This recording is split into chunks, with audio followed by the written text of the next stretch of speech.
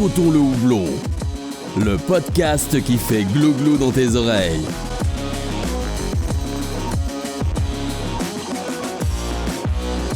Salut à tous, c'est Sirotons le houblon. On se retrouve pour un déjà 4e épisode, enfin mini-sode.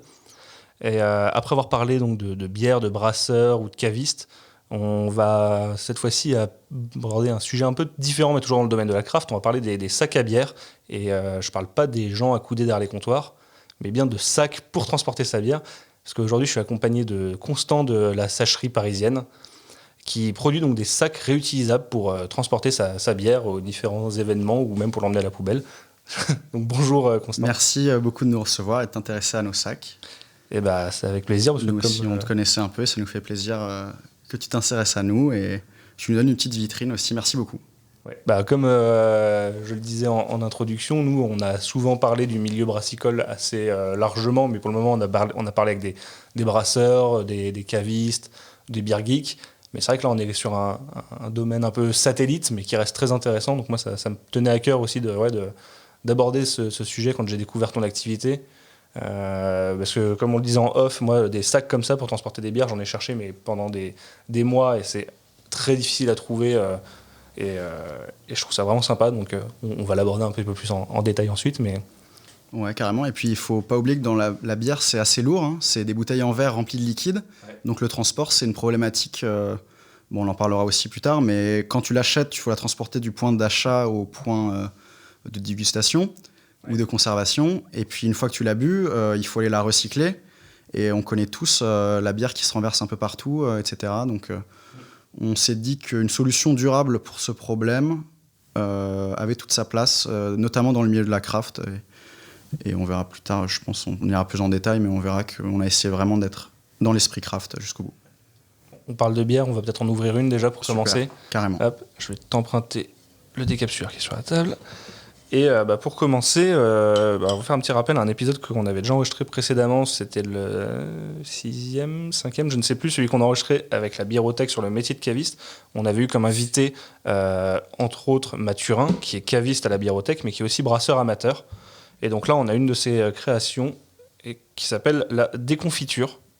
Hop, je me sers, mais le glouglou, voyons. Le glouglou. Hop, je crois que j'ai un peu ruiné ton sol.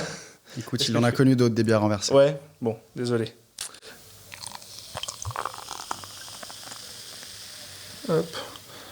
Merci. C'est un petit peu... les niveaux. Et donc, il s'agit d'une saison acidulée à la rhubarbe. Alors, on en avait vaguement parlé avec Mathurin pendant l'épisode avec la biérothèque, justement, sur ses créations. Il a toujours un style un peu particulier, très décalé, on va dire, de ce qui se fait dans le milieu de la craft, un peu à la mode. On n'est pas sur des grosses IPA houblonnées et compagnie. Et donc là, ouais, on est sur une saison qui est donc avec de la rhubarbe, comme je l'ai dit, et qui est brassée, entre autres, avec des levures sauvages qu'il capture lui-même. Donc il développe sa propre souche de levure. Donc là, on est sur une bière qui titre quand même à 6,8 degrés. Donc c'est pas forcément le plus léger qui puisse exister pour une saison. Heureusement qu'on la partage alors. Ouais, voilà. Et donc on va voir, moi j'ai déjà goûté 2-3 bières de chez lui, de ce qu'il faisait. Donc là, c'est vraiment des trucs qu'il brasse lui-même dans son appartement, maison, je ne sais pas. Mais c'est des petits volumes. Il fait bénéficier de ces petits volumes-là en fait, régulièrement à quelques beer geeks pour avoir des retours. Et il devrait pouvoir se lancer un peu plus professionnellement prochainement parce qu'il va lancer et gérer le brewpub de la biérothèque à Toulouse. Donc ils vont brasser leur bière eux-mêmes. Donc je ne sais pas s'il pourra faire des recettes aussi originales à chaque fois, mais clairement, dans ce que j'ai goûté chez lui, il y a toujours eu des trucs très sympas et un peu funky, on va dire. Ok, bah alors moi je suis... un très grand amateur, mais je vais pas vous faire de dégustation poussée, je te laisse ça. Elles sont bonnes, elles sont super bonnes. Elles sont très bonnes. Je sais pas si on retrouve réellement la rhubarbonnée, mais on sent le côté un petit peu acidulé, donc je pense que ça vient aussi de là. Parce que, de toute façon, non, en bouche, oui. En bouche, ouais, ok. On est sur une saison acidulée, donc forcément. Ouais, on a bien la rhubarbe en bouche. Elle est très, très légère, bien équilibrée. Enfin, très légère, on est à 6,8, on les sent pas. Ouais, on les sent pas. C'est très c'est Merci, acidulé, merci mais pas beaucoup d'avoir acide. ramené, elle est très bonne. Elle est vraiment sympa, ouais. Et Je crois que je le suis sur Instagram, j'ai jamais eu l'occasion de pouvoir la goûter, donc c'est une super ouais, bah, découverte. j'ai goûté de chez lui hier, que j'ai pas encore partagé sur les réseaux sociaux, mais j'ai goûté une autre saison acidulée. Je crois que c'était une saison acidulée qui était c'était vanille myrtille. Pareil. Encore Non, on reste truc quand même très- sur des choix audacieux. Ouais. Ouais, bah, il fait un truc, je sais pas si tu connais les groutes. Ouais, c'est comme une bière à l'ancienne où on remplace le houblon par des différents types d'herbes. Donc c'est pareil, lui il fait ça de son côté, des choses qu'on ne trouve pas forcément chez les brasseurs et les brasseries Donc là, tu artisanales. fais des jaloux en fait, puisqu'on peut pas la trouver. Très peu. D'accord. Mais, Donc j'ai doublement chancé. mais ouais, c'est très sympa. Et donc ouais, j'ai d'autant plus hâte qu'il se lance de manière un peu plus professionnelle parce que si on peut retrouver ces bières distribuées en France, ça peut être Ah bah, sympa. ce serait super, ouais. Bon, maintenant qu'on a des bières, on va parler un petit peu de ton activité, de ce que tu fais. Et je voulais juste commencer avec une question avant de rentrer dans le vif du sujet. C'est toi, quel est ton rapport avec la bière craft? Comment t'en es venu à vouloir avoir une activité qui est liée à la craft? Alors, déjà, j'ai 25 ans.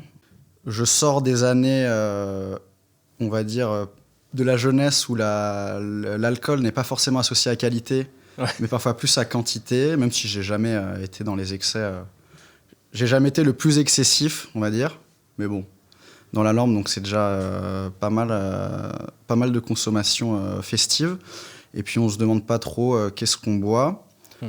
Et en allant... Alors, c'est pas de la craft, hein, ne me faites pas dire ce que j'ai pas dit, mais en allant en Belgique, j'ai quand même découvert des bières un peu plus sérieuses, un peu plus alcoolisées, mais donc ça, c'est pas forcément ce que je recherche, mais surtout des saveurs beaucoup plus diverses, etc. Et c'est là que j'ai eu l'idée, en fait, de la sacherie, puisque c'est là que j'ai vu qu'il y avait des bières qui étaient déjà plus chères que ce que moi j'avais pu connaître en grande surface. Et donc, c'est des produits qui sont de qualité et qu'on doit transporter comme il se doit. Donc, en Belgique, ils vendaient des petits sacs qui ressemblent au moins, évidemment, bien moins beaux. Oui. Mais voilà.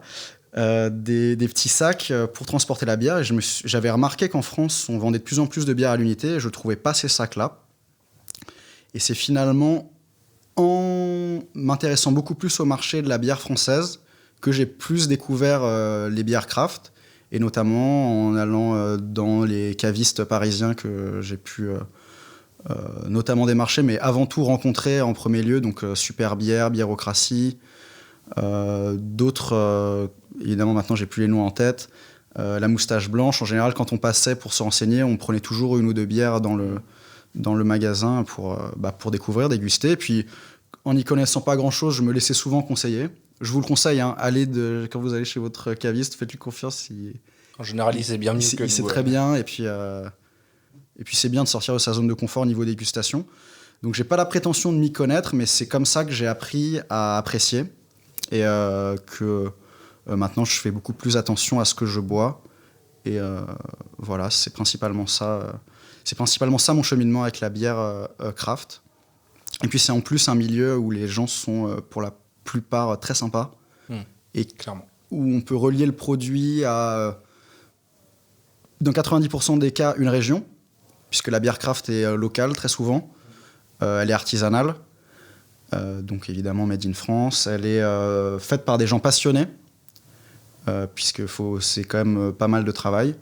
Et toutes ces choses-là font que c'est des produits qu'on a plaisir à consommer comme un bon vin ou comme un produit de qualité, je sais pas, la viande de votre boucher ou le fruit de votre maraîcher. C'est à peu près la même chose. C'est redécouvrir un produit qu'on connaît tous parce que tout le monde connaît la bière. Et puis, voilà, passer au niveau au-dessus. Il y a un truc très juste qui, moi, m'était un peu passé à côté parce que ça fait longtemps que je suis dans le milieu de la craft et du coup, je le vois plus forcément. Mais oui, quand on va dans une cave, la bière craft est vendue à l'unité, dans 99% des cas. C'est pas comme quand tu vas acheter ta bière au supermarché où tu as ton pack.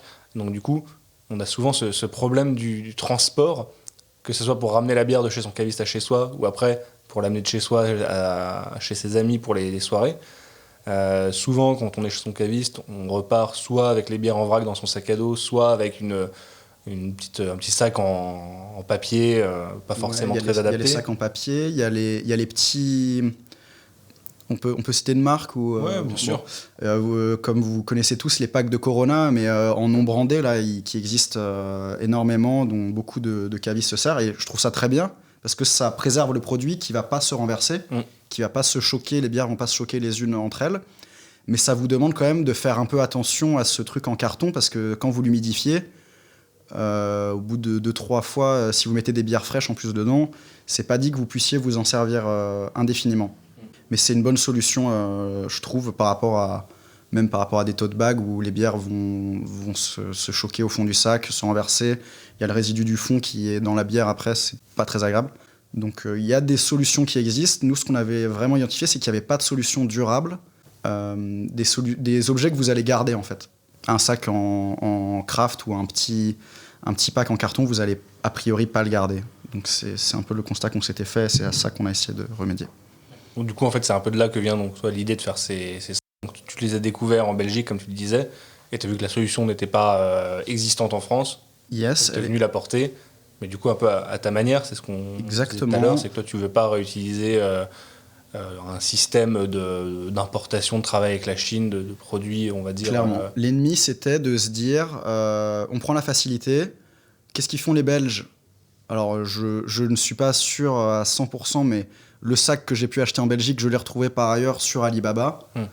Donc, je pense quand même pouvoir affirmer, avec les mêmes options de customisation, etc. Donc, je crois que quand même celui que j'ai acheté est un Made in China, que je trouvais à 40 centimes sur Internet et que j'ai pu acheter 4 € là-bas. Donc, évidemment, sur le coup, quand je l'ai acheté, faut pas se mentir, le service, c'est très bon. J'ai un sac pas si moche, mais qui a quelques défauts, notamment les coutures, etc. Mais d'un point de vue commercial, je me verrais mal vendre avec une telle plus-value des objets que j'ai pas fabriqués moi-même, dont je maîtrise pas la qualité, où je fais une plus-value qui est purement marchande, commerciale et qui est pas du tout du service apporté, puisque même la customisation s'effectuerait là-bas. Et d'autant plus de la vendre pour des produits qui ne sont pas du tout comme ça. La craft beer, c'est pas du tout... faire des millions de bouteilles et les vendre en faisant de la marge sur le volume, et encore moins en faisant de la marge malhonnête, on va dire, en surgonflant le prix. Donc je me verrais mal vendre à des professionnels de la bière un produit que je revends juste en faisant une marge un peu en mentant finalement. Donc on a pris le pari un peu risqué et surtout très chronophage de tout faire nous-mêmes. Donc comme tu as pu voir, on a réalisé des sacs juste avant, c'est dans ma cuisine, j'ai pas de cuisine. J'ai vu tout le process de fabrication. On fait tout nous-mêmes. L'atelier qui est installé dans l'appartement avec, comme tu disais, la cuisine pour tout ce qui est assemblage des sacs. Tu m'avais montré aussi ta partie pour la sérigraphie dans la salle de bain. J'ai un Karcher dans ma cuisine, dans la salle de bain. Donc c'est heureusement que ma copine est à fond et supporte le truc et que ça la dérange pas, mais bon, voilà, on n'a pas de bain à remous, on a un Karcher dans la cuisine, dans la salle de bain. C'est une autre manière d'avoir des gémassants. C'est une manière d'avoir des gémassants, mais qui font un peu plus mal.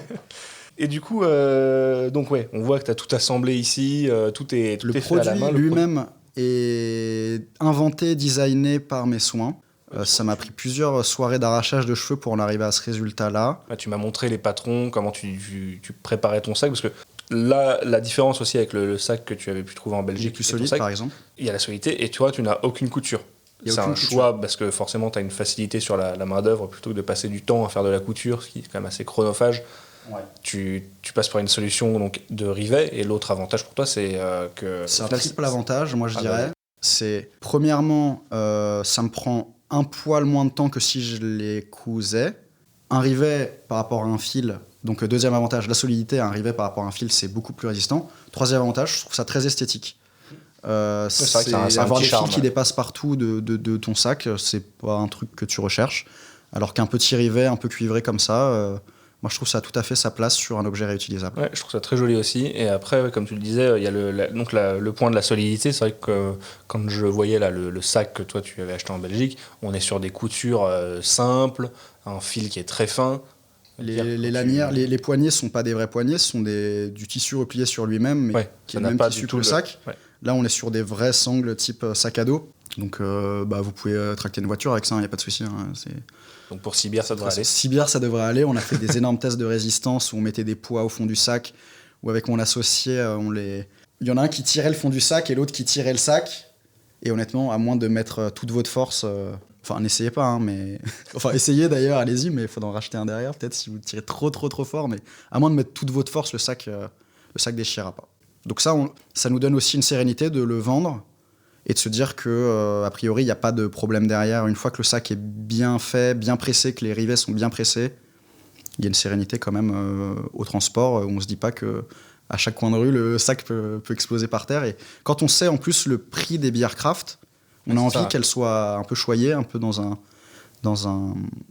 écrin, enfin pas dans un écrin, dans une protection suffisante par rapport à la valeur du produit, tout simplement. C'est parce que là, quand tu as 6 bières craft dans ton sac, c'est pas rare que tu en aies pour au minimum 30 €. Donc si ton sac, sac en carton craft se met à craquer, s'humidifie, c'est hyper lourd. En plus, il n'est pas réutilisable. Complètement. Niveau des matériaux, on est sur quel choix? On est sur du non tissé, qui est... Alors, on va pas se mentir, c'est pas le plus esthétique des tissus.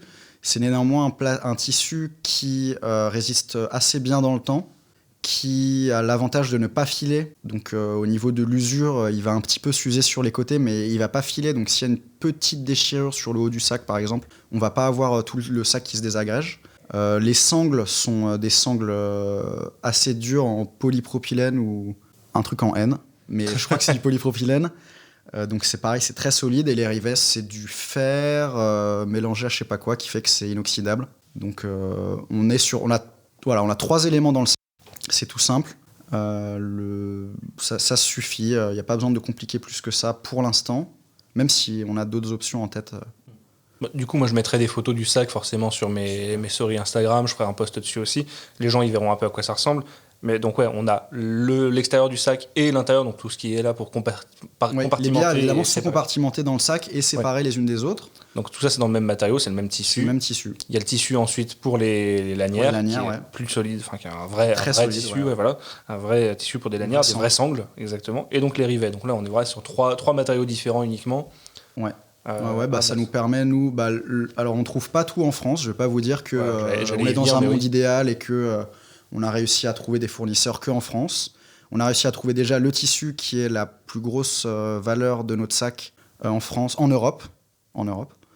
Les sangles pareil et les rivets, je vais pas vous dire d'où ça vient parce que ça me fait mal encore d'y penser, mais on n'a pas trouvé autre chose que ce pays-là pour se sourcer. C'est néanmoins le poste de dépense le moins important du sac. Donc ça nous fait un peu moins mal. Enfin, voilà. Si vous voyez le sac et que vous trouvez des rivets, d'ailleurs, que vous connaissez des rivets français qui peuvent faire l'affaire, n'hésitez pas à nous envoyer un message sur Insta ou sur Facebook. Nous, on veut arriver un jour à du 100% français. Et pourquoi pas, on rêve un peu, mais un jour, fabriquer nous-mêmes le tissu, les sangles et les rivets, si c'était possible, si on avait des moyens de malade d'un coup, on le ferait maintenant. Pour l'instant, on doit faire avec ce qu'on a malheureusement pour proposer une solution qui, mine de rien, est quand même mieux que de faire du 100% Chine. Ou du 100%, ça peut être d'autres pays. Je vais dire beaucoup la Chine parce que mécaniquement, c'est quand même eux qui fournissent 99% des biens, d'autant plus dans cette classe de produits, le textile. Notamment le textile non vestimentaire. C'est beaucoup la Chine. Donc si vous avez des fournisseurs français ou même européens qui nous permettent de recentrer la production le plus local possible, ça nous aiderait énormément, donc je vous remercie par avance si vous avez ça. Yes. Et au final, la création de ton produit, elle a une démarche qui est très similaire à la craft, donc le produit que tu vas mettre dedans. Tu restes vraiment dans une optique très artisanale et avec derrière on va dire du produit le plus local possible.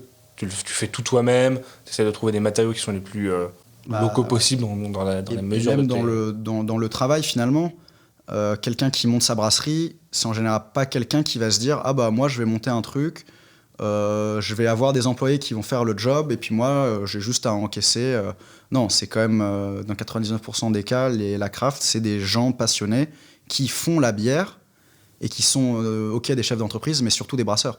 Et moi, je suis le petit chef d'entreprise de ma petite entreprise, mais je suis avant tout un ouvrier qui fabrique des sacs avec mon associé.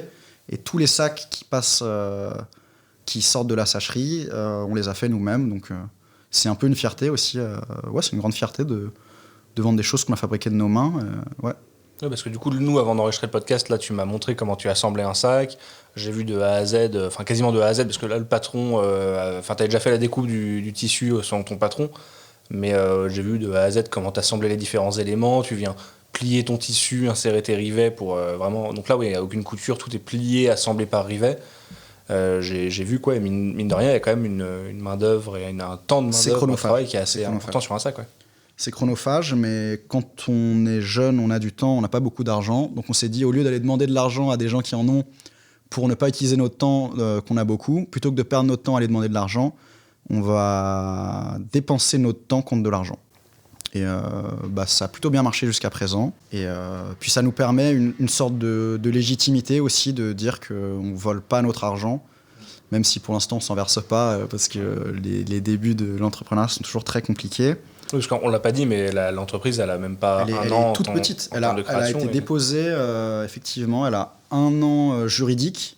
Et l'idée a germé dans ma tête il y a 2 ans. Et on a commencé avec mon associé, qui est aussi mon ami. On a commencé à vraiment s'y mettre il y a 1 an et 6 mois. Mais on finit nos études. Là, je suis en dernière année. Lui, il est un peu plus jeune que moi. Il est en dernière année aussi. Et donc, on n'avait pas non plus un temps de malade pour le faire. Donc, on a eu quelques clients, d'ailleurs, que je remercie énormément, notamment les premiers Biérocratie, qui, au-delà d'être des gens super, sont des clients qu'on rêverait d'avoir, en fait, puisqu'ils ont vu le produit, ils ont vu qu'on le faisait, et ils ont vu que le produit correspondait à ce qu'ils recherchaient. Alors, je pense qu'effectivement, eux, ils cherchaient depuis un moment un produit comme ça, et qu'on s'est un peu rencontrés à un bon moment tous les deux, où eux... ils cherchaient un truc made in France pour transporter leur bière. Et nous, on s'est dit, on va inventer un truc made in France pour transporter la bière. Donc, évidemment, match parfait. Mais ils nous ont fait confiance alors qu'on n'avait quasiment aucune existence, qu'on n'avait même pas une photo sur le compte Instagram, qu'on avait des sacs qu'on leur a montrés comme ça, qu'on avait fait aussi artisanalement que maintenant, mais même moins bien. La sérigraphie n'était pas terrible. Ils nous ont dit, c'est parfait. Mais comme ils nous ont fait confiance, ça nous a permis aussi de passer à un niveau supérieur. La sérigraphie, on s'est dit non mais attends, on va pas pouvoir leur livrer un truc comme ça, il faut qu'on s'arrache, il faut qu'on fasse un truc top. Donc on a vraiment fait un énorme effort sur le logo et ça nous a servi pour leurs commandes, mais pour toutes les commandes d'après. On a eu des mini défauts sur certains sacs où on n'avait pas fait assez de contrôle qualité, il y avait 1 ou 2 rivets qui n'étaient pas bien pressés et du coup ça pouvait faire des problèmes de solidité. Donc vous imaginez le premier client qui vous fait confiance et en fait par inexpérience vous faites des petites erreurs. Ils ont toujours été très cool là-dessus. Et puis nous, on a quand même essayé toujours de rattraper nos erreurs. Dès qu'on a eu vent de ce truc, on est directement allé les voir à la boutique, etc.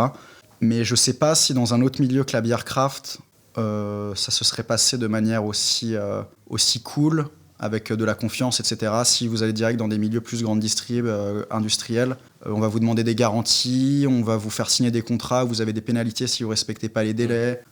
Tout ce genre de choses... qui un peu tuent les jeunes entreprises dans l'œuf ou alors font qu'elles ne vont pas chercher à y aller. Donc je divague un peu, mais tout ça pour dire qu'on est encore au balbutiement, mais qu'on a beaucoup appris en 1 an.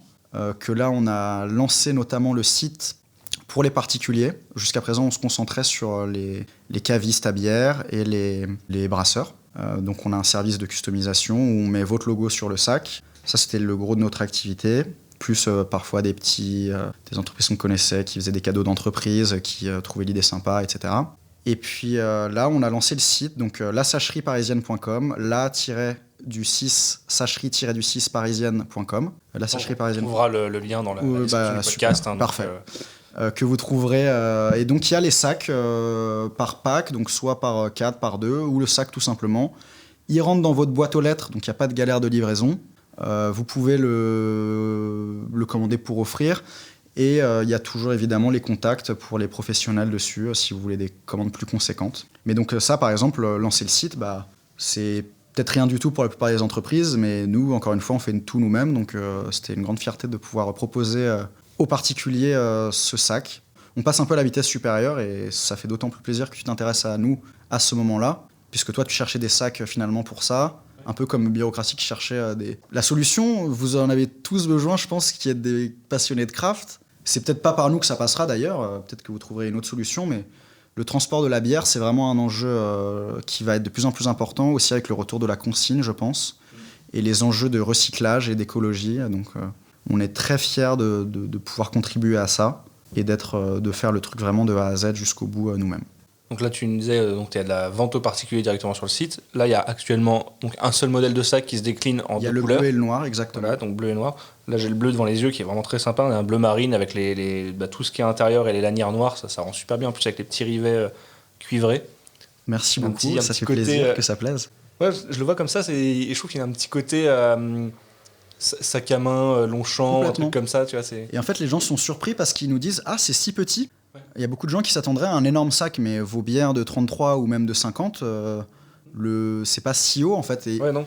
Alors le sac, quand il se plie, il rentre dans une poche arrière de jean, très facilement. Il rentre dans un petit cabas, dans tout ce que vous voulez. S'il pèse 68 grammes, il me semble. Du coup, j'ai dû me pencher dessus pour le site, pour faire de l'envoi à domicile. Je suis en train de regarder du coup là, ouais. Je peux mettre donc, si vous mettez 4 bières dedans, il tient pas mal. Quand vous en mettez 6, c'est top.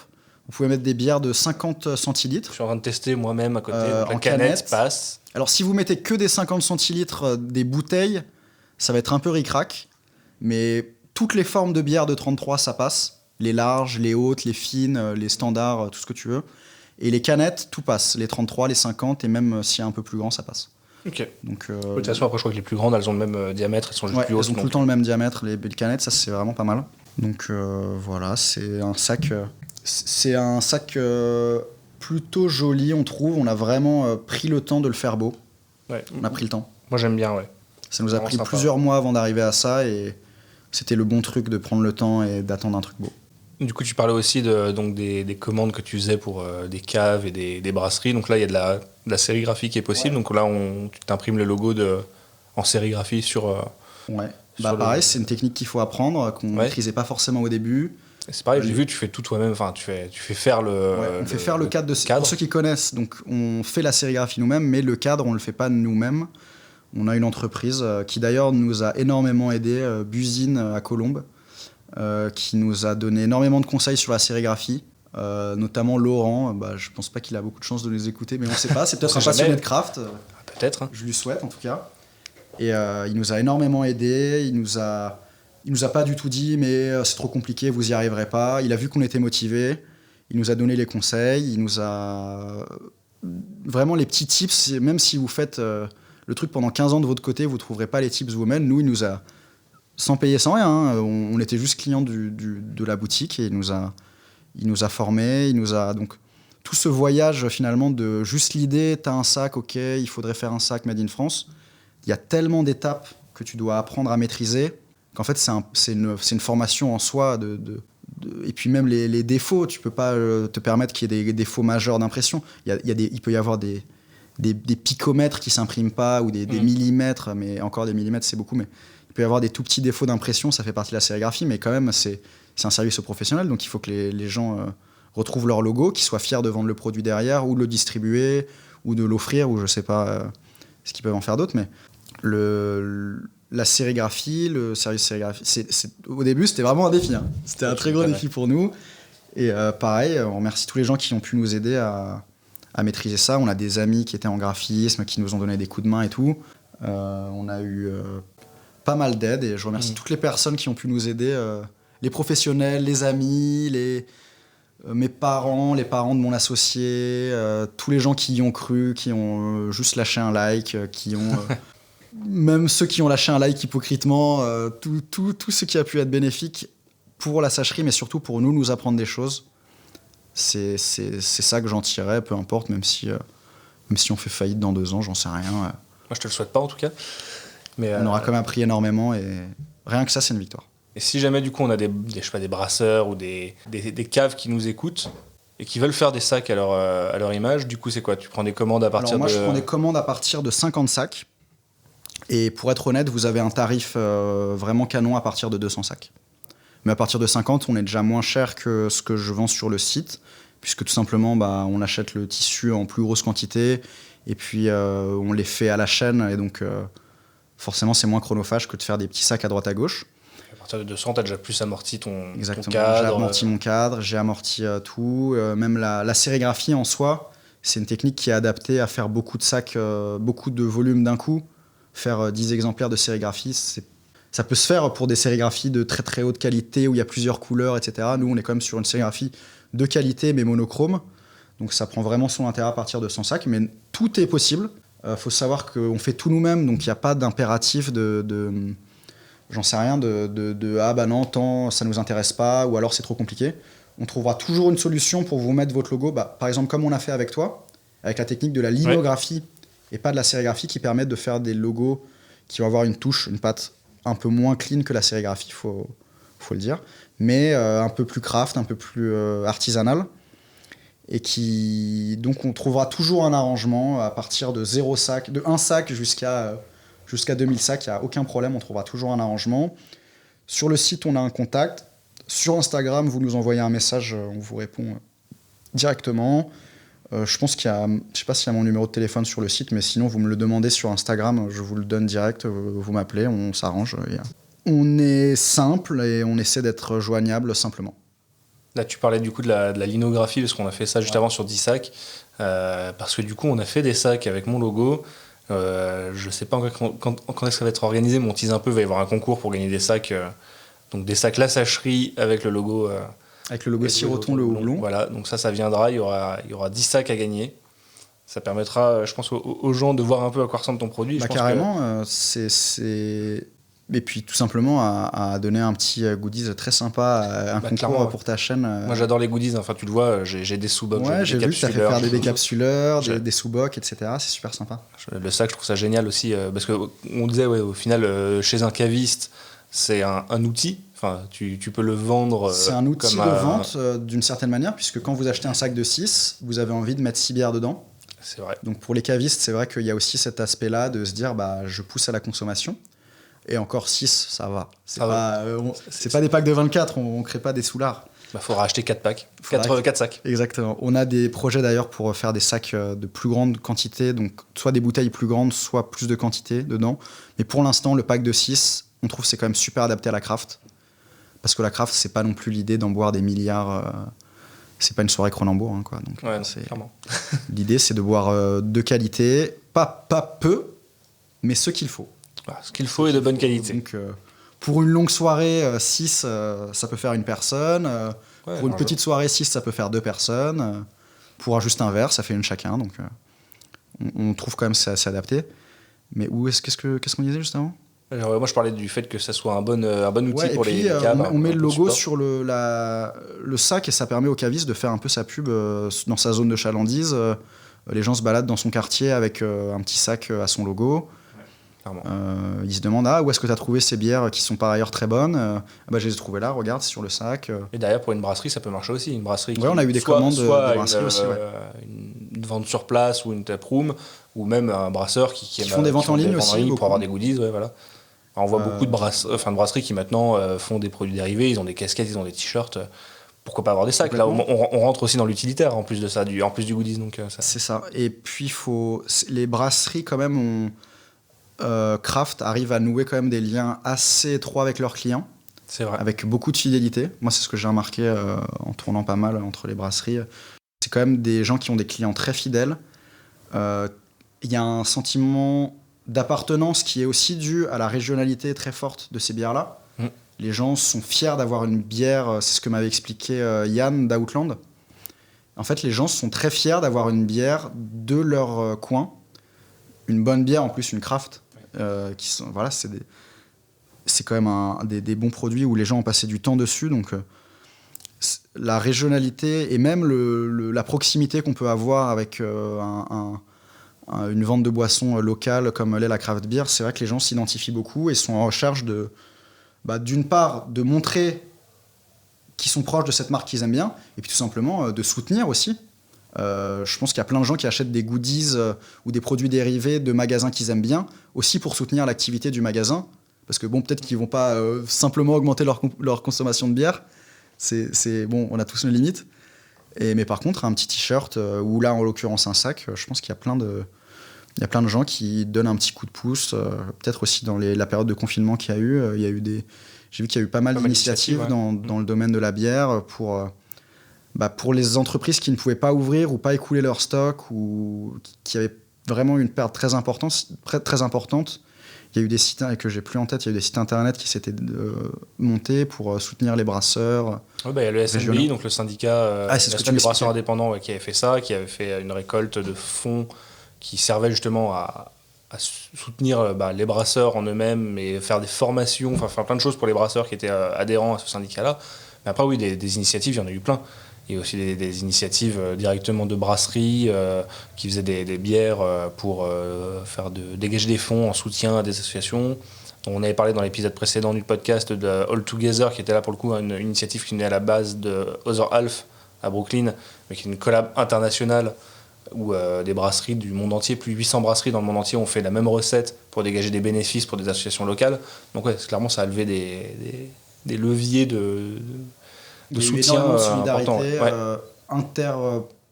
au sein des professions, entre les professions, aussi, de la part des professionnels envers notamment les soignants, envers la recherche. Il y a peut-être eu aussi le fait que les gens aient plus de temps pour cogiter, puissent se dire ok, est-ce que je fais, est-ce que je mets un but derrière, est-ce que je peux pas en faire plus pour aider les autres, etc. Donc tout ça c'était vraiment très cool. Cette période de confinement, pour toi, ça a été une période qui était un peu dur. Aidé ou pas pour le business, pas du tout. Non, pour lancer. Parce qu'on était en contact avec notamment des festivals de bière. Et puis, en été, il y a beaucoup de festivals qui se montent. Et là, tout a été reporté, annulé. En plus, la craft beer en France, il y a une énorme part bénévole aussi, notamment sur ce que les festivals. Il ne faut pas croire que tout le monde se paye dans le domaine de la bière craft. Toi-même, c'est par passion que tu fais ton podcast. Clairement, ouais. Et ça touche aussi les gens de voir des gens qui font les choses par passion, et c'est ça je pense, qui fait que les gens t'écoutent. Et donc, effectivement, il n'y a pas des budgets de com de dingue, il n'y a pas des trucs. Donc, évidemment, un nouveau produit on est passé un peu à la trappe.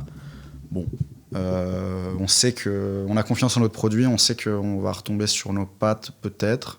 Et puis c'est vrai que ce soit dans le marché de l'emploi, dans le marché de la consommation en général, etc., les gens ont voulu prendre moins de risques, donc ça n'a pas été forcément bénéfique pour nous.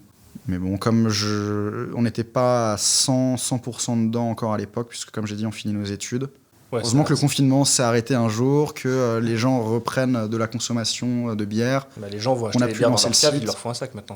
Voilà, donc maintenant, n'hésitez pas à aller sur le site pour faire le plein chez votre caviste. Et le soutenir. En parlant de faire le plein, nous on est vide. On va passer sur une deuxième bière. Donc là, on a fait très petite Pico brasserie. On va passer du coup à un peu plus gros. On va chez Northern Monk. Super canette. Ouais. Chez Northern Monk, donc Royaume-Uni. On est sur... alors, c'est une Patrons Project, donc ça, c'est la 2002, c'est une West Coast IPA. Donc, on va être sur quelque chose un peu plus houblonné, résineux, amer. Ça change complètement du style qu'on avait avant. Et donc, forcément, format canette, comme chez Northern Monk à chaque fois. Et le retour du glouglou.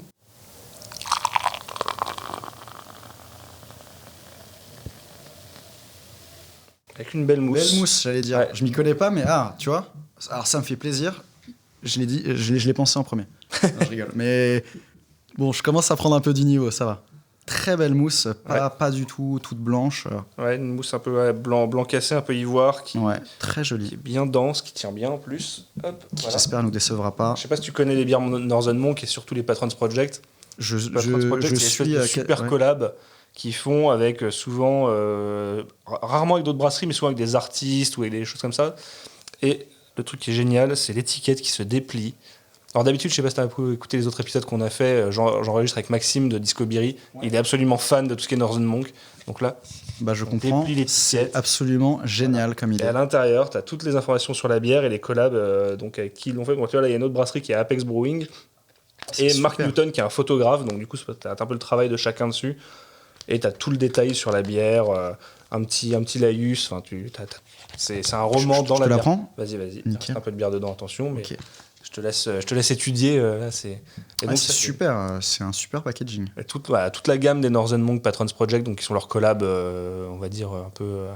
je sais pas comment on peut dire ça, mais qui servent pas forcément que à faire de la collab pour faire de la collab avec une autre brasserie, mais qui vont venir mettre en avant des artistes ou des professionnels d'autres domaines. Je sais qu'ils l'ont fait J'avais par jamais exemple vu avec ça, ce format de bière qui se déplie comme ça. Ah ouais, mais je pense pas qu'il y ait beaucoup de brasseries qui le font, et Non, ça c'est vraiment super sympa. Très très inventif. Ouais. Donc allez, hein, moi Est-ce que tu sais si ça se recycle bien, ça?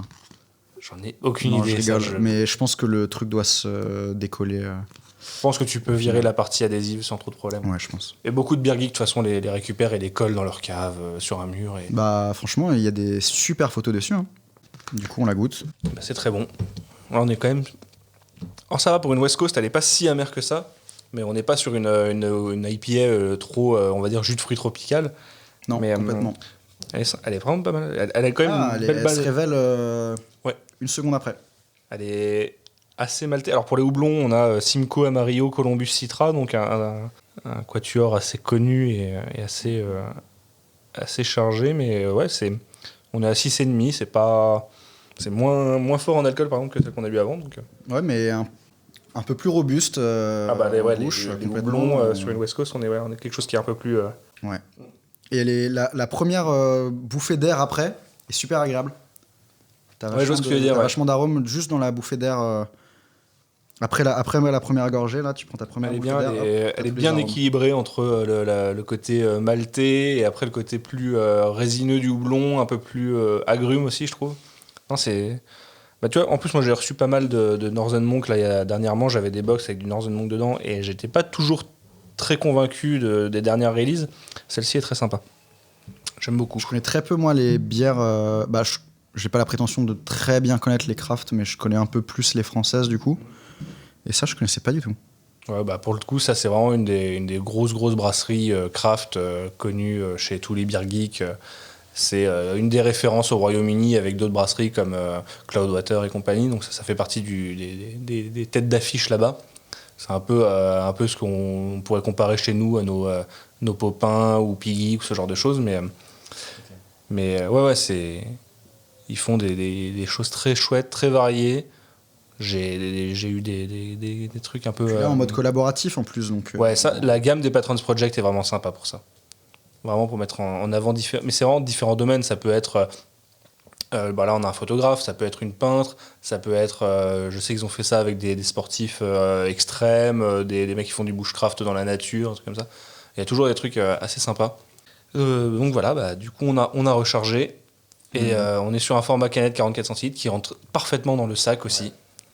Mais 44 centilitres, c'est dû à quoi? C'est dû à leurs mesures à eux qui sont pas les mêmes que nous, c'est ça? Alors, c'est une très bonne question, je sais pas, ça c'est beaucoup... moi, j'ai découvert ça aussi avec le format des brasseries UK, mais maintenant, en France, beaucoup de brasseries qui se mettent à faire de la canette font aussi du 44. C'est une sorte de format un peu standard maintenant dans la craft. 440 millilitres. Ah, et en plus, ils l'ont écrit, alors que c'est des Anglais, ils l'ont écrit en millilitres. Ouais, c'est vrai que eux, ils mesurent en quoi? Ils mesurent en... C'est une bonne question, les Anglais, j'ai jamais vraiment fait gaffe, mais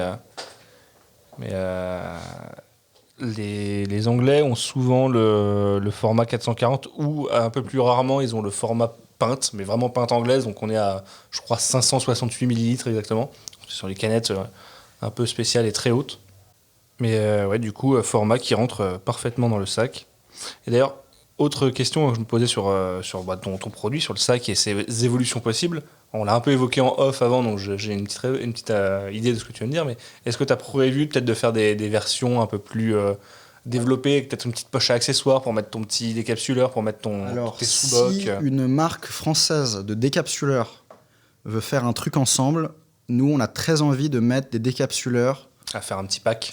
On voudrait, tu vois, sur un rivet, on voudrait mettre une petite lanière avec le décapsuleur qui soit solidaire du sac, pour ne pas perdre le décapsuleur, parce qu'on sait très bien que les décapsuleurs sont comme les briquets, des objets perdus très facilement, volés, empruntés, mis à droite à gauche, on les retrouve jamais quand on en a besoin. Plus la soirée va, moins on les trouve. Exactement, donc avec des solutions parfois très violentes pour ouvrir des bières. Hein. Moi j'ai déjà vu des trucs, des gens qui utilisent leurs dents. Non, etc. pas les dents, c'est pas bien, faut pas faire ça. Faites pas ça. Même si vous l'avez fait 99 fois, la 100e fois, rien dit que vous n'allez pas finir chez le dentiste dans l'heure. Donc, ah ouais. Puis là, ça peut faire mal. Faites pas ça, puisque en plus, toutes les bières, non seulement toutes les capsules sont pas aussi solides les unes des autres, et elles sont pas toutes serrées pareil. Ah bah oui. Selon la pression qu'aura mis, déjà selon qu'une machine l'aura fait de manière industrielle ou qu'un brasseur l'aura capsulé lui-même, ce sera pas la même pression. Et selon la machine qui utilise ça, ce sera pas forcément le même truc. Donc J'ai une anecdote sur le coup du. Moi, j'ai déjà eu un pote qui a cassé la dent comme ça. Ah oui, ça, La pointe de la canine. Je crois qu'on le connaît tous. On l'a tous, ce pote. On l'a tous, ouais. Mais anecdote sur les décapsuleurs qui se perdent ou qui disparaissent comme les briquets. Moi, mes décapsuleurs que j'ai fait, j'en ai pas donné énormément. Hein. J'en ai donné aux proches, j'en ai donné à quelques brasseurs cavistes et j'en ai fait gagner 1 ou 2 en concours. Donc globalement, je sais où sont partis les quelques décapsuleurs que j'ai donnés. Et la dernière fois, j'ai vu une photo sur un post Facebook sur un groupe de bière avec mon décapsuleur à côté. Mais c'est qui cette personne? Je ne lui ai jamais donné de décapsuleur. Comment il est arrivé chez lui? Et c'est génial pour toi. Je trouve ça, moi, je trouve ça génial pour moi. Il y a un décapsuleur avec mon logo dessus qui part de main en main. Mais ouais, c'est top. Nous, on aimerait un jour que les sacs passent comme ça, de main en main, et qu'on dise « Ah, mais où est-ce que tu as trouvé ce super sac ?» Mais c'est la sacherie, n'hésite pas à aller sur leur site. Du coup, les commandes sur le site, ça se passe comment? T'as des... à l'unité, l'autre 2, l'autre 4, c'est ça? 1, 2 ou 4. Si vous avez vraiment envie de faire de la custom dessus, même pour des petits volumes, on trouvera toujours un arrangement avec vous qui arrangera tout le monde, il n'y a pas de souci, tout est possible. Et pour revenir juste sur le sac, sur les évolutions qu'on voulait faire, je pense que d'ici 1 an, on aura trouvé un moyen de le rendre isotherme. Ça, ce serait, je pense, très très bénéfique. Sympa, ouais. Ce sera un peu plus cher évidemment, mais notamment avec la chaleur qu'on peut avoir en été et le fait que les gens aiment bien consommer la bière fraîche en été, il y a, je pense, quelque chose à faire. Là, tu prends ta bière fraîche dans ton frigo, tu la mets dans ton sac isotherme, tu pars te poser dans un parc avec des amis et tu sors tes bières fraîches. Et t'es le boss. C'est top. T'es le boss. T'es le boss, ouais. T'es le boss, tu refais tout le pique-nique de tout le monde. Ouais, ce serait vraiment pas mal. Et ouais, le décapsuleur isotherme, et puis c'est déjà pas mal. La solidité du sac est pas mal. Je pense qu'on va rester là-dessus en termes de matériaux, etc. Il y aura sûrement des idées qu'on aura au fur et à mesure, mais ouais. Si quelqu'un a des tips pour un décapsuleur français qui irait bien avec le sac, on prend à 100%. Et on disait quoi pour la vente en ligne? Ouais, sur le site, à l'unité de 4. Eh bien, vous commandez votre sac. Alors, est-ce qu'on a laissé la création d'un compte client ou pas? Moi, je vous conseille de créer un compte client sur le site, comme ça, si jamais il y avait quoi que ce soit, on pourrait vous retrouver facilement. Vous commandez, vous payez, carte bleue, PayPal, et ça arrive directement, comme je disais, dans votre boîte aux lettres, donc pas besoin d'attendre le livreur. Ça en enveloppe, c'est dans une enveloppe qui rentre dans votre boîte aux lettres, donc il n'y a pas à attendre le livreur, même si vous êtes au travail toute la journée ou que je sais pas quoi, ou que vous n'êtes pas là et que voulez vous le faire livrer, le retrouver au retour des vacances. Le truc vous attendra bien sagement dans votre boîte aux lettres et il y a pas de, ça évite tout un tas de galères, de chronopost, le livreur qui nous appelle alors qu'on fait un autre truc. Si on dit non, on peut pas être là, ah bah ok, bah ce sera dans une semaine. Enfin voilà. À récupérer dans un point relais. C'est l'avantage du sac qui se plie en fait très facilement. Donc comme je disais, qui rentre dans une poche, il est expédié à plat, clean et vous le recevez dans la boîte aux lettres dans un calme absolu. Est-ce qu'il y a d'autres versions prévues? Alors, on a parlé de versions avec des accessoires, mais est-ce qu'il va y avoir d'autres couleurs, d'autres capacités? On va avoir des sacs avec des logos, des collaborations qu'on fait avec la personne qui nous fait la linographie, qui nous a proposé plusieurs designs et qu'on est en train de sélectionner et de mettre en place. Ce que j'ai vu. Ce que tu as vu. Ouais. Donc, il y a des designs un peu floraux, un peu plus géométriques certains. Ça va être teasé sur la page Instagram, donc n'hésitez pas à aller liker la sacherie parisienne sur Instagram. On va tenir au courant de toutes les nouveautés. On n'avait pas fait trop de communication pendant 1 an parce que comme on n'était pas à temps plein, on ne voulait pas non plus vendre quelque chose qu'on n'était pas capable d'assumer. Mais là maintenant on est à temps plein dedans, donc on a plein de trucs qui arrivent, les sacs avec des logos sympas, des couleurs pourquoi pas. Là on s'est arrêté sur le bleu parce qu'on trouve que la couleur est top. Ouais. La couleur est sobre. Pour autant joli, c'est pas aussi triste que le noir. Ça va très bien avec le noir des sangles et avec le petit bleu le petit doré un peu doré cuivré des rivets. Mais pourquoi pas d'autres couleurs, d'autres tailles. On va faire probablement le sac pour les bières plus grandes, donc les 75 et les 50. Ouais. Oui, du coup, un format peut-être pour les bouteilles un peu plus. Et puis pourquoi pas pour les bouteilles de vin, puisque finalement une bière, maintenant il y a des bières qui sont si jolies qu'on dirait des bouteilles de vin. Nous, on a fait les podcasts, notamment avec Brasserie Ammonite, qui fait tout en 75 centilitres. Il fait en format bouteille champenoise. Donc, je sais pas si. Tu vois, les bouteilles. Alors, les bouteilles de vin, c'est vrai qu'on a des bouteilles qui sont un peu plus fines que les bouteilles champenoises, mais. Les bouteilles à bière ressemblent effectivement souvent aux bouteilles de champagne, finalement. Ouais, en format, elles sont un peu plus avec larges. Une base un peu plus large, un peu plus mastoc, on va dire. Mais ouais, clairement, on espère couvrir un jour l'ensemble du segment, bien sûr. Mais bon, il faut aussi être réaliste. Pour l'instant, la 33, ça reste quand même la bière, notamment dans la craft, Bah ouais, 33 canettes maintenant, c'est le standard. Tu couvres une grande majorité. Ouais. C'est le standard. Après, le format grande bouteille, quand tu vas chez les potes avec des bouteilles à partager, c'est sympa aussi. Ouais, complètement. Petit... Complètement. Ou même quand toi, tu fais un peu des stocks un peu plus conséquents que pour une soirée, tu te dis, bah en fait, au lieu de prendre 3 33 qui vont faire une soirée, je vais prendre une 75. Donc, ouais. Et puis, effectivement, toutes les brasseries font pas les mêmes choix. Il y a des brasseries qui se sont arrêtées sur des formats 33, il y en a qui se sont arrêtés, comme tu dis, sur des 75, sur des plus grands formats. Donc il faut qu'on arrive à fournir une solution à tout le monde. Complètement. Et du coup, là, je passe un peu du coq à l'âne, mais on va pouvoir... Enfin, on peut déjà acheter tes sacs sur ton site. Ouais. Est-ce qu'on peut les acheter en physique, en cave et compagnie? Alors, on parlait de la biérocratie, je ne sais pas s'ils en ont encore. Moi, je saurais que vous conseiller d'aller chez Biérocratie pour la bière. Ils ont une super sélection et ils sont adorables en plus. 27 rue de l'Espérance, dans le 13e à Paris. 13e, ouais. Je crois que c'est le 27. Je m'en veuillez pas si c'est pas ça, mais c'est rue de l'Espérance dans le 13e. C'est les personnes les plus top qu'on ait rencontrées jusqu'à présent dans notre aventure. Et puis, probablement les bières les plus sympas qu'on nous ait conseillées.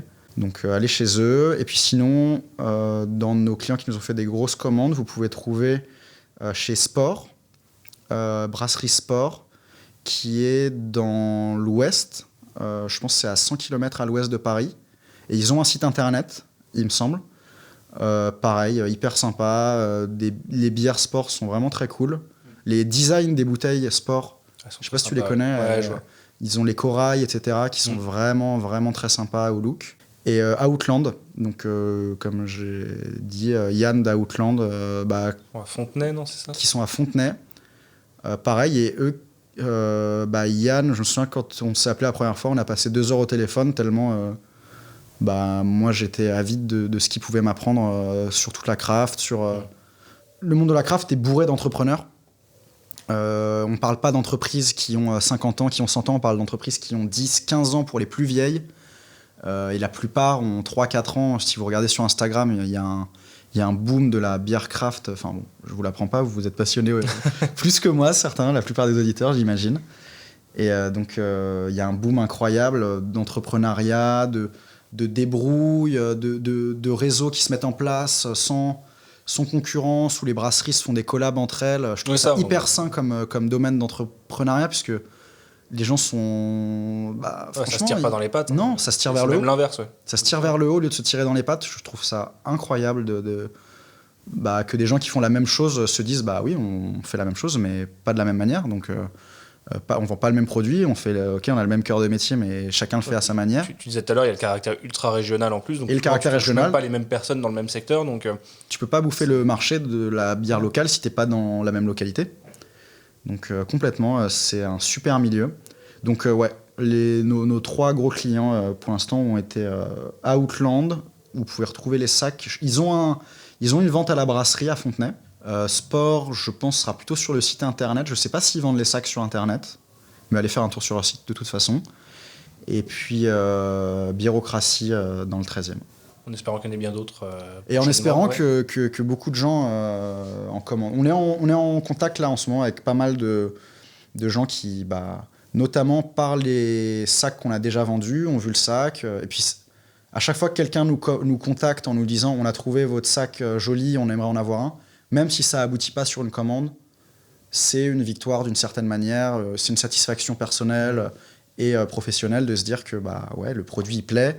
Il y a vraiment un besoin. Peut-être qu'on ne s'entend pas sur, j'en sais rien, sur les volumes, ou que l'offre ne correspond pas exactement, ou que c'est compliqué, que ce n'est pas la priorité de la brasserie à ce moment-là. Peu importe. Nous, à chaque fois qu'on nous dit que le produit au moins intéresse quelqu'un, c'est une victoire. Je remercie toutes les personnes qui ont porté de l'intérêt à ça. Et, Biérocratie particulièrement, qui c'est les premiers, en fait. Ça a été les premiers à nous faire confiance et qui ont été une vitrine assez incroyable, puisque en fait on ne le savait pas, mais ils sont très respectés dans le milieu de la bière parisienne, de la craft. On ne le savait pas du tout. Ça se voit, ils font beaucoup de choses sur le milieu de la craft parisienne. Ils font des collabs avec la brasserie, ils font plein de choses. Ils font des trucs vraiment super, et on ne le savait pas, et donc on était d'autant plus fiers a posteriori de tout simplement qui nous vendent dans leur boutique, tout simplement. Super. Est-ce que tu aurais d'autres choses à ajouter? Parce que, je te remercie énormément pour le temps qu'on a pu passer, que ce soit là en podcast ou tout simplement avant, quand on a fait les sacs. J'ai vu que tu étais un gros passionné, que tu t'intéressais aux gens aussi, que tu avais vraiment cherché à un peu voir la philosophie de notre je trouve ça très important de voir la philosophie derrière, parce que si tu as un produit qui derrière n'a pas la philosophie qui, pour moi, en accord avec le milieu de la craft, c'est pas intéressant. Tu vois. Et là, je vois que derrière, il y a vraiment cette philosophie, quoi. C'est craft, des sacs craft pour mettre des bières craft, au final. Complètement, c'est exactement ça. Et du coup, je vous remercie, ceux qui ont écouté jusqu'au bout. Si vous pouviez aller mettre un like sur Instagram, ce serait, mais même un like ou un partage, je ne saurais pas vous remercier assez pour ça. Si vous commandez des sacs, ils passent tous entre mes mains, donc je serais super fier de les fabriquer pour vous. Et puis un merci si vous pouvez liker la page Instagram, en parler autour de vous, à vos passionnés vos amis passionnés, ceux qui s'y connaissent moins. On est plein de bonne volonté et on est hyper transparent, donc n'hésitez pas à nous contacter si vous avez la moindre question sur Instagram. Je vous promets une honnêteté totale, comme j'ai essayé de faire. Comme j'ai fait durant tout le podcast. On est honnête, et puis ça nous permet d'être confiants en fait. En étant honnête, on n'a rien à cacher, donc comme on n'a rien à cacher, on cache rien. Tranquillité d'esprit, tranquillité d'action, tout est bien. Et comme d'habitude, du coup, il y aura tous les liens dans le descriptif du podcast, le site, l'Instagram, la page Facebook aussi, je crois qu'il y a une page Facebook. Donc tout sera en description du podcast. Et le concours à venir, restez connectés pour ça, pour recevoir le sac. Ouais, il y aura 10 sacs à gagner. Au logo Siroton le houblon. Et la sacherie. Et voilà. Pour ceux qui ont envie de découvrir les sacs, avoir une chance d'en gagner. Ouais. N'hésitez pas. Voilà, donc ça, à suivre du coup sur Instagram pour le concours. Et voilà. Je vous remercie d'avoir écouté. Merci. Merci de m'avoir reçu. Et moi aussi, je vais faire mon quémandage de like. N'hésitez pas à aller surtout sur les applications de podcast, Apple Podcast, Podcastix, ce genre de choses, à laisser un petit commentaire, une note sympathique. Ouais, c'est super important ça aide pour le référencement sur les plateformes de podcast. Ouais. Moi, je le vois quand on a des épisodes qui marchent bien et qui ont des bons retours au niveau notes et commentaires derrière. Notamment sur Apple Podcast, qui est un peu le gros, on va dire. C'est le gros du podcast. Voilà, eux, ils hébergent rien, mais ils ont tout le référencement derrière. Et si t'es pas référencé chez eux, t'es référencé quasiment nulle part, parce qu'il y a plein d'applis qui se basent sur le référencement Apple pour mettre en avant. J'ai vu que tu as une chaîne YouTube aussi. Ouais, du coup, maintenant, je les mets aussi sur YouTube pour ceux qui veulent les trouver. Parce que moi, je suis en accro de YouTube, et moi, je les écoutais sur YouTube, tes trucs. Ouais, voilà. Du coup, ils sont partout sur Apple Podcast et toutes les applis podcast. On est sur Spotify, sur Deezer et sur YouTube. Vous avez aucune excuse. Ouais, non, voilà, on nous trouve partout, il faut écouter. Et voilà, encore un mini-zode qui, ce coup-ci, dépasse l'heure. Voilà. C'est ma faute, j'ai été trop long, peut-être. Non, mais je pense que c'est le format, le mini-zode à 1 heure, l'épisode standard à 2-3 heures. Voilà. 1 heure, c'est bien, on est dans les cordes. Est-ce que mini-zode est encore le bon terme? Je sais pas, mais... Est-ce que ce serait pas épisode de base super et maxi-épisode? Peut-être qu'on fera ça pour l'avenir. En tout cas, merci beaucoup, Constant, et à bientôt pour un prochain épisode. Merci, Alexandre. À plus. Salut.